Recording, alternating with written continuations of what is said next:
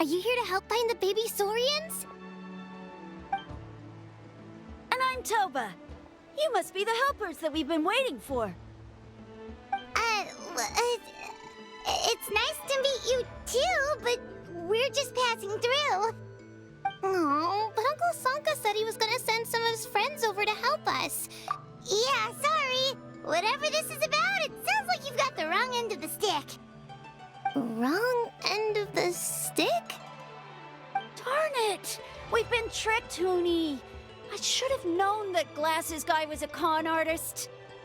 What are we supposed to do about the baby saurians now? Time's running out. It's okay, Hoonie. Don't worry. Why don't you tell us what happened with these baby saurians, huh? There's been a lot of unrest in the tribe lately, and my dad's saurian got injured. Her name's Nana, and she has 3 little babies. After what happened to Nana, her babies were so scared that they ran off and hid. I'm really worried about them, so I decided to go look for them. If Nana is your dad's saurian, why isn't he the one looking for them? My dad's one of the elders, so he's busy getting ready for Turnfire Night. It's a really important ceremony, more important than this, anyway. I'm not supposed to be out here either, but I snuck out without telling him. I didn't think it would take very long, but then that guy we ran into made us tell him loads of stories, and it wasted so much time. Yeah, he was so selfish. He doesn't have a heart. right. Don't let them get to you. We're here now and we'll help you because we care a lot, don't we, Traveler? They should be. I already managed to find their tracks, and it seems like they're hiding on the cliff. Really? Wow! Thank you so much, Mr. Traveler and Miss Paimon. Awesome! You gotta be careful out on the cliffs, though. They're really steep. Even grown-ups have trouble climbing them.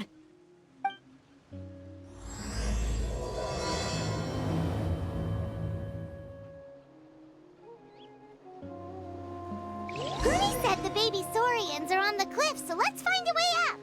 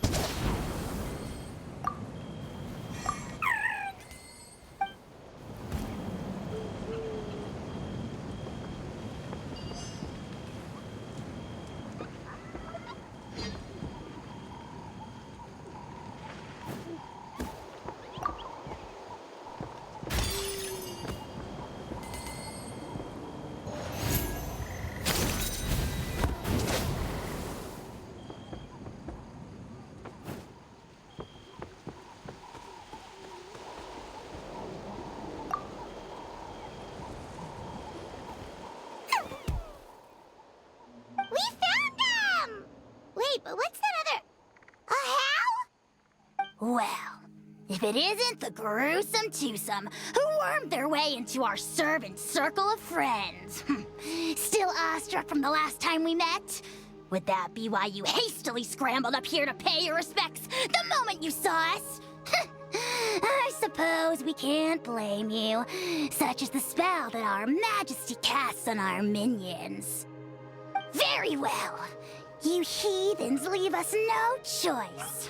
The almighty Dragon Lord, Kahula shall grant you the audience that you seek. Come, pucker up. You may now kiss our feet. Wait, aren't you like Kenichi's sidekick? What the heck are you going on about? You're somehow managing to be even more annoying than the last time we met. Silence! Who are you calling sidekick? We are the Dragon Supreme, sovereign ruler of the Nation of Flame. We shall have you know that last time, were it not for Kenichi's earnest pleading on your behalf, you would have received not a single word of mercy. Oh, come on. You talk big, but Kenichi clearly has you under lock and key.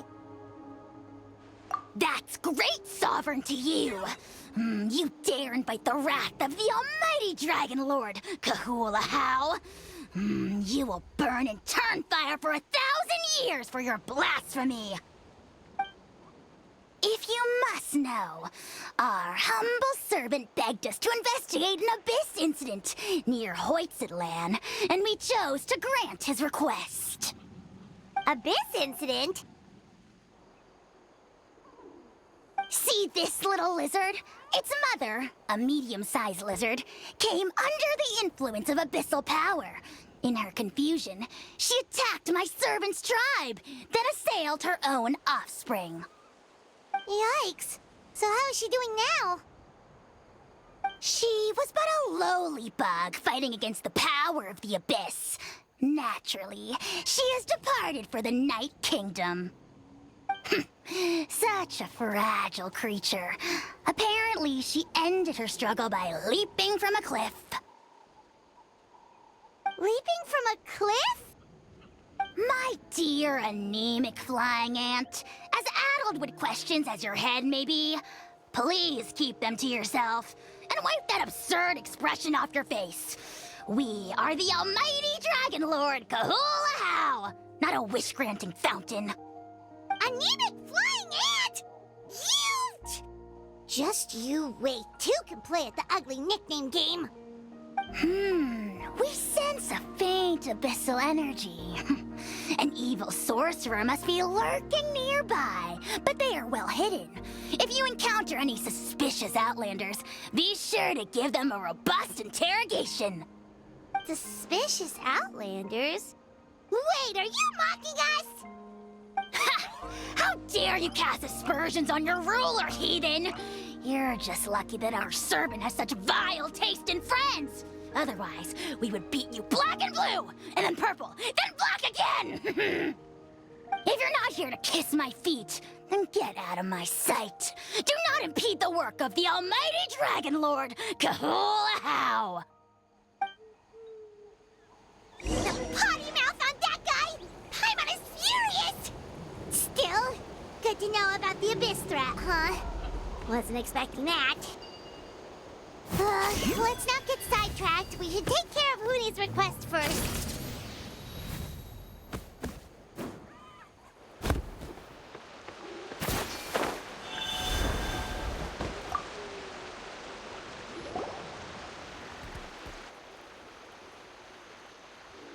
Wow, you're back already? That was so fast. I'm so glad that the babies are all right. Thank you both so much. Now we can finally go home and stop worrying about them. You're welcome. Piece of cake! You're not from Natlan, right? Because your clothes look different than ours.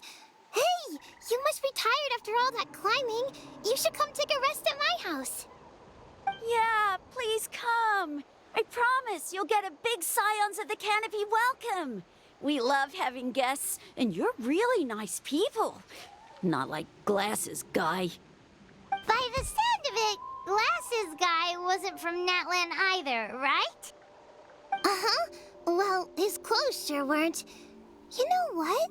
Now that I think about it, there was something really fishy about him. Really? Maybe he was the suspicious outlander that Ahau mentioned. Sure, if you're interested. Oh, let me think. How did the conversation go again? Oh, please, mister. I've told you so many stories already. When are you gonna help me find the baby Saurians? Just one more story. One more, I swear. Why don't you tell me more about that ball of fire?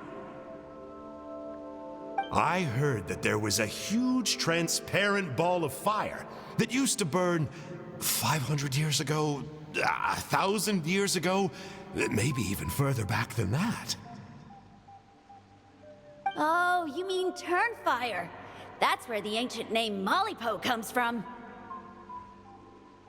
Oh, wow. So it was the origin of an ancient name. That's impressive. Uh-huh. There's a story behind every ancient name. The legend goes that the Turnfire first appeared in the era of the Grand Alliance. It was used by the tyrant Och Khan to rule over Natlan and oppress anyone who opposed him. Turnfire is different from normal fire. If you get set on fire with it, you'll feel horrible burning pain from behind you, but you won't die from it right away. And whatever you do, you mustn't turn back to look at it. Why? What happens if you turn back? As soon as you turn around, poof! You get burned to a crisp. Well, good golly gee. I mean, it's one thing to singe someone's clothes, but burning people alive? That is a big no-no in my book. Right? How nasty is it to burn someone from behind and not even let them turn around to look? Ochkon really was an evil tyrant. Yes, shocking behavior. Now, let me guess. Eventually, a valiant hero came to save the day? That's usually how these stories go. Good guess, Uncle Glasses. Seems like you really know your stuff. The hero was called Yupanqui. He's the ancestor of our tribe. Yupanqui was friends with Ochkon the Tyrant, and also Shibalanke, the first Pyro Archon. He was working as an ordnance officer for the Grand Alliance at the time. He didn't like how Ochkon was such a cruel tyrant, so he stole the Turnfire and threw it at the Ochkon's army. The soldiers couldn't defend against it, and they all got turned to ash. And that's how our ancestors set our people free. But just as he was about to leave the city, he thought he heard Ochkon calling out to him from behind. It caught him off guard, and he turned around to look. But Ochkon wasn't there. All he saw was a city burned black, an army in ruins, and giant flames reaching up into the sky. A split second later, the flames he saw burst out from inside his eyes and swallowed him up.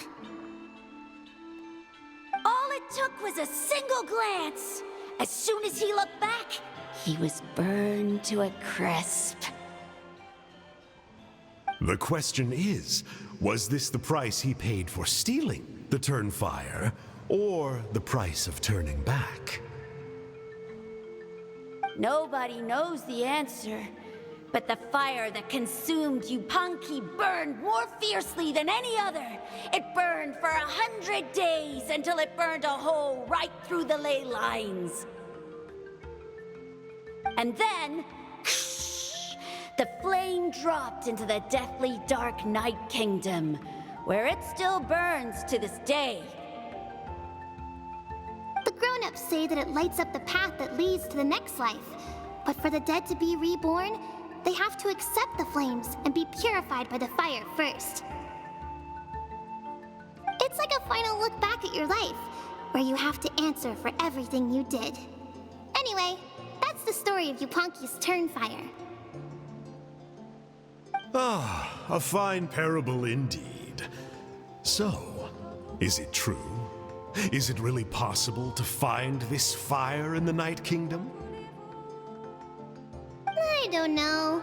I think it's just a story. Either way, I assume this name has been passed down in your tribe ever since? Sure has. It went to Burkina, the hero that we celebrate on Turnfire Night. But that was 500 years ago. Yeah, and now it belongs to Kanich. So we often call him Malipo Kanich. Kinich, huh? All right, Uncle Glasses, that's enough stories. Now, can you please go find the baby saurians for us like you promised? I would, but doesn't the legend of the Turnfire teach us not to look back? Let's not go dredging up the past. Tell me more about this Kinich guy. One more story, I swear. Starting now. No? Careful, Toba. You look dangerously close to cursing me out right now. Tut tut. We can't have that. Cursing is for grown-ups only. Uncle, you'd better not be trying to trick us, or the Turnfire will get you when you die. How would it get me if I'm outside of Natlan? Uncle Glasses isn't from here, you know. Unlike you. Huh?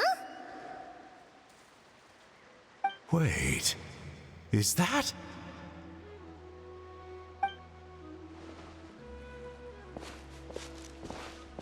All right, kiddos. I'm a man of my word. 2 of my friends are on their way here, and, yeah, they'll help you out on my behalf. Work them like dogs, okay? That's what they're here for. Don't go easy on them just for my sake. Really? Well, first, can you tell us your name? We met at the foot of this cliff, so beneath the peaks, let's go with Sanka. Seriously? If you don't believe me, turn around and see for yourselves. They're right behind you. Huh? Where? Oh, wait! Uncle Sanka, where did you go? Yeah, definitely a fishy character. It sounds like he was digging for info about the ancient names. Yeah, and not only that, but he betrayed us too. He'll pay for this. All he got out of us was some stories, though. What's the worst that could happen? Traveler, maybe we should go tell Kanich about this. Ahau says he's investigating it, but he's a bit of a loose cannon. We probably shouldn't take him at his word. Huh? You know Kanich? Not very well, but we have met him before, and one time we had a meal together. Aw, man, I'm so jealous. I never even spoken to him. He's so cool. He's the Saurian hunter, and he has a really awesome ancient name. Me neither. I don't think my dad really likes him, though. He always tells me to stay away from him.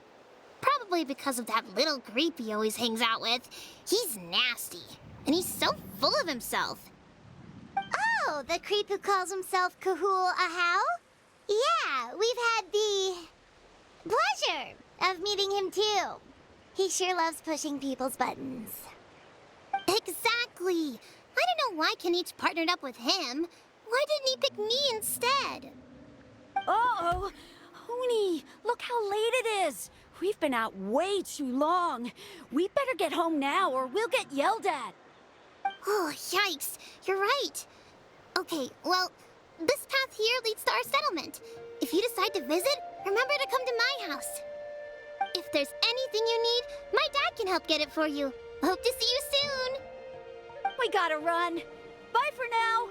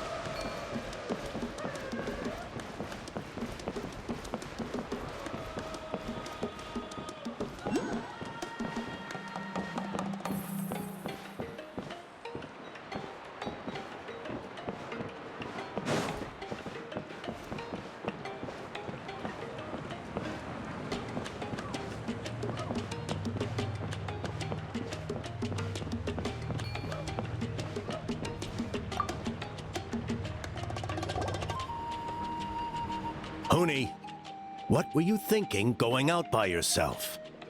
Don't you know how dangerous it is?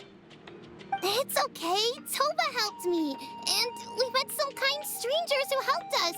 And Kind strangers. What made you so sure they were so kind, I suppose they had kind stranger written on their foreheads. Yeah, actually, they did. In big, bold letters. Don't talk back to me. The Mountain King problem still hasn't been solved. What would I do if I lost you, too? No dinner for you tonight. They were good people, Dad. Dinner or no dinner. Hello again, Hoonie. It's Miss Paimon and Mr. Traveler. Dad, it's them. They're the ones who helped me. And I promised we'd take care of them if they came to visit. Oh, so you're the kind strangers. Well, I'm Trinidad. Apparently you helped my daughter today. So if there's anything you need, just ask. As an elder of the Scions of the Canopy, I've got some influence around here. Now, I trust that you're sensible people who know better than to take advantage of their host's generosity. Yep, just helping a neighbor. We're not looking for anything in return. Oh? Well, let's hope so. Dad, please! They're not bad people. They've eaten at the same table with Kanich before. Be nice to them. Kanich? Wait. I heard that two mysterious travelers from afar showed up at the Stadium of the Sacred Flame. Are they you? And Paimon's the other.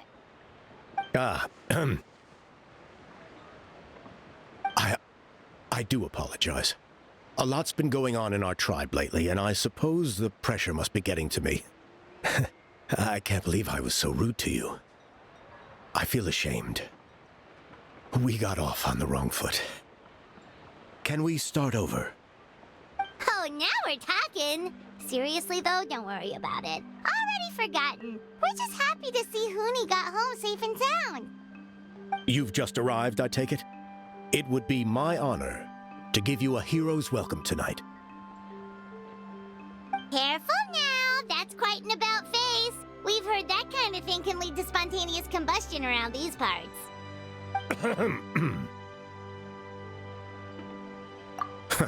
My dear traveler, you are very perceptive indeed.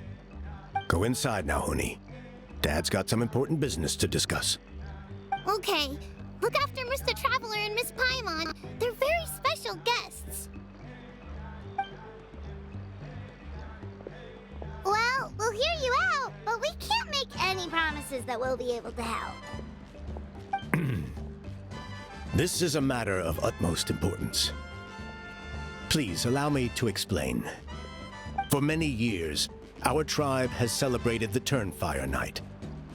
It is a traditional ceremony among the Scions of the Canopy, in which we remember our ancestor, Burkina, and his companion, Kangamato, the Mountain King.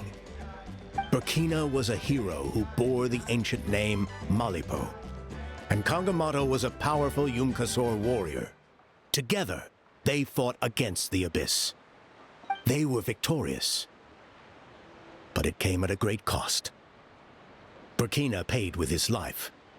The Mountain King survived, but was contaminated by the Abyss, and he remains in hibernation to this day. Normally, Yumkasors never live longer than a century. It's possible that the Abyssal power is responsible for his unnaturally long lifespan. That's right. The Mountain King is a living symbol of our glory, but even this glory comes at a price. The abyssal power inside him is highly sensitive, and when it is disturbed, he awakens and flies into a blind rage, attacking anything that moves.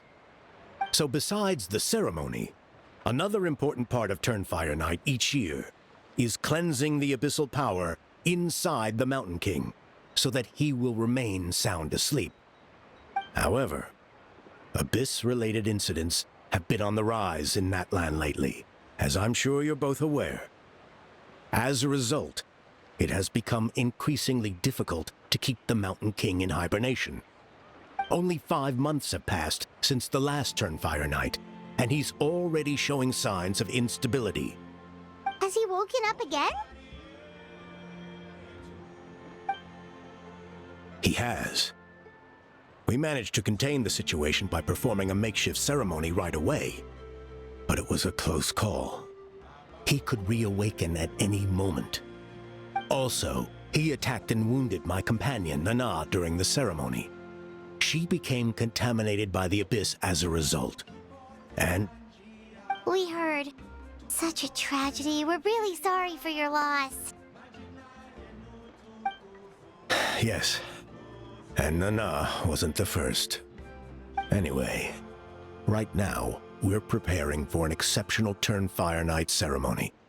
And we need to find a suitable flame bearer. From what I've heard about your adventures, I believe you'd be perfect for the role. Of course. Plus, he's a bona fide hero who's inherited the Malipo name. Oh, you mean Kanich? Yes, he's the one. A hero worth his weight in gold. And unfortunately for us, he's all too aware of that. No prizes for guessing what he said when I asked him to host a Turnfire Night outside of the annual schedule. An exceptional ceremony? I'll have to charge an exceptional price. I swear, no other concept exists in that boy's brain. I'm not the one to usually talk about people behind their backs, but I'm convinced the Y-Up got hit on the head and took a wrong turn the day it chose to give that ancient name to him. Have you ever heard of a hero whose mantra is, "What's your asking price?" Oh, and don't get me started on that insufferable how he hangs around with. Thinks he's God's gift to mankind. Pompous fool. Yeah, Paimon has to agree on that last part. Anyway, the fact is, the ceremony can just as easily be done without him, as long as we find someone else. And besides, you two seem like much better candidates, huh? So what do you think? Wonderful. I can't thank you enough. Honi was right about you. You have kindness in your hearts. Come with me to the other side of the mountain. I'll bring you up to speed on each step of the ceremony. As experienced warriors, I'm sure you'll pick it up in no time.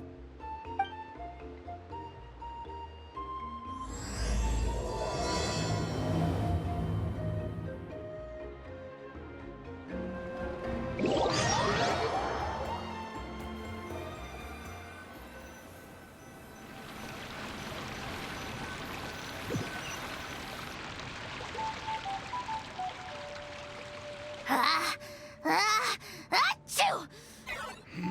Curses! Who dares insult the great Kahula How behind his back? Oh, great Kahul Ahau, bless you. Shut your filthy mouth, worm of the abyss! Your putrid words defile the air we breathe.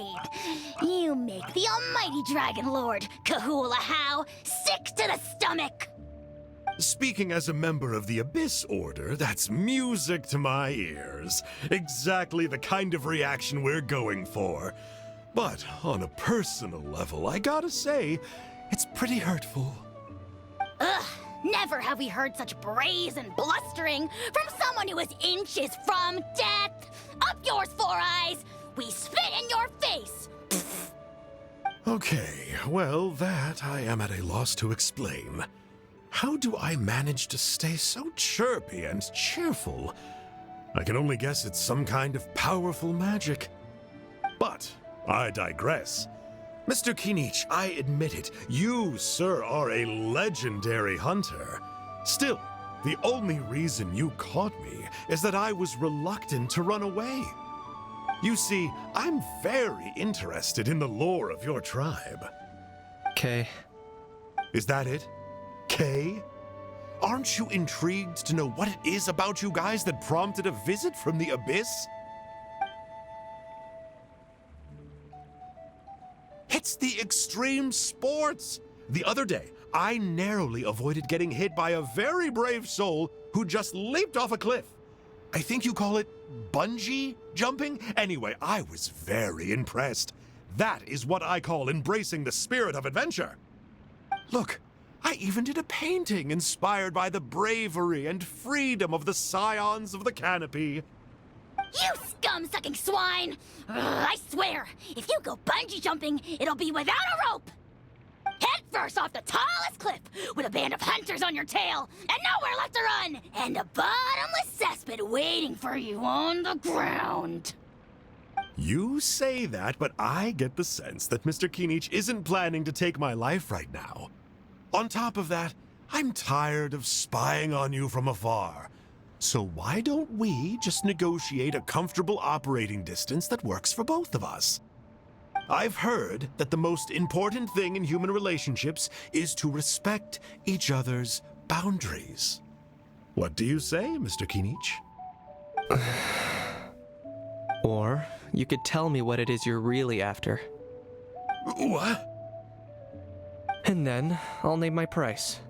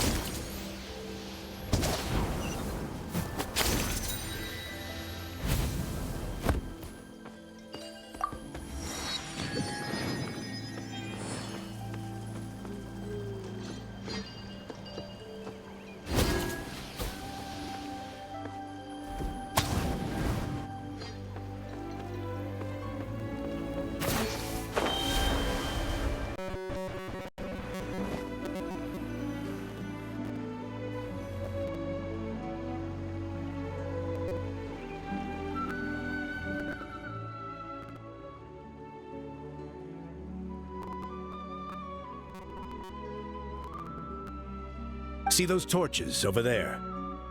Those are sacred flame offshoots that we requested from the Stadium of the Sacred Flame. They contain the power of the Pyro Archon. Are you saying that the sacred flame and the turnfire are the same thing? For ceremonial purposes, at least. Sending someone to the Night Kingdom to retrieve the legendary turnfire isn't exactly an option. More to the point, though, the sacred flame is able to burn away abyssal filth. So that's why we use it in the ceremony. Gotcha! So basically, we just need to clean up the filth with the sacred flame. That's one part of it, yes. But the complete ceremony is a bit more complicated than that. First, the flame bearer must collect the kindling of the sacred flame from the starting point. Then use a grappling hook to fly up into the sky and light each of the sacred flame pillars. Then they must go down into the canyon, all the way to the cave where the Mountain King slumbers, lighting braziers and the final altar along the way. The most skilled flame bearers can accomplish all of this without touching the ground once. As much as I hate to admit it, Kinich is capable of this. Wow! He can do all that flying without ever falling to the ground? Well, of course Paimon can. It'd be much harder for you guys. Well, don't worry. It's not a requirement of the ceremony. You're allowed to touch the ground. The only thing you're not allowed to do is turn back. The flame bearer must always keep moving forward. You can't skip a pillar, then come back to it after lighting the next one. To do so would be to disrespect our ancestors. So, what actually happens if you do turn back? Surely the fires don't just go out. Well, if you're not careful, you might get burned. What about today then? Does the same rule apply? Oh no, don't worry. Today is just a practice. The order doesn't matter. You just need to take the sacred flame, cleanse the filth, then go light all the braziers. Are you ready? I'll repeat the key points again. Gather the kindling, cleanse the filth, and light all the braziers. I'll wait for you at the end.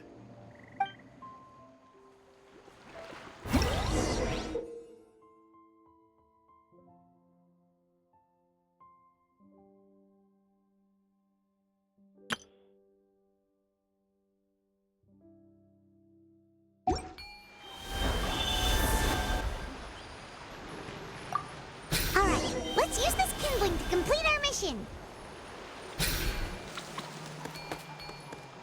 There's abyssal filth over there. Let's burn it away with the sacred flame.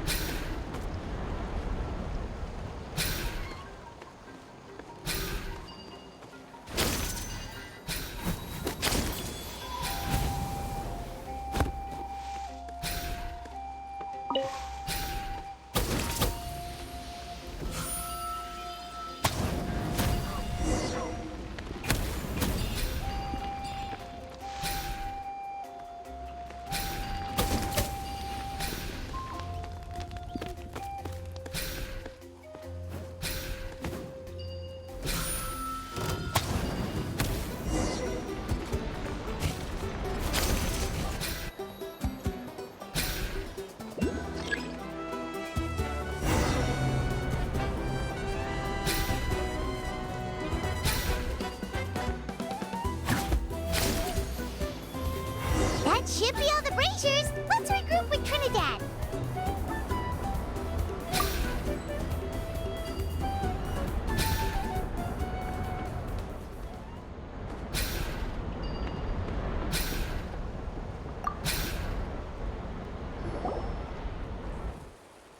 I knew I was right about you. You have outperformed all of our previous candidates. If there was an ancient name for outstanding flame bearers, I'm sure the Wayab would consider you for the honor. Yeah, although it would probably take Paimon quite a bit longer. All right. Now there's still a few days left until the ceremony. I should get back so I can inform the chief and the other elders that I have found the flame bearer we need. Oh, you mean they've still got to sign off on it? Some of them are still hoping we can come to an agreement with Kanich. But that's only because they haven't seen you in action. Still, I'm the one responsible for securing a flame bearer. And my recommendation is you. Just for Paimon's own peace of mind, are you sure it's not going to be a problem having Outlanders take on such an important role in your ceremony? See that place over there? There was a time long before the age of Burkina and the Mountain King, when we scions of the canopy called that our home. After a period of upheaval, our ancestors were forced to move away. Now it has become a place where our youths go to develop courage and kindle a spirit of adventure. If we failed to keep the threat posed by the Mountain King at bay, it might not be long before we have to move again and find a new home. So to answer your question, I think everyone will agree that you are the right choice. Fair enough. Desperate times call for desperate measures. I'll need you to drop by my place at some point before the ceremony, if that's all right. There are still a few final details that we need to discuss. Okay, see you later then. You have my gratitude.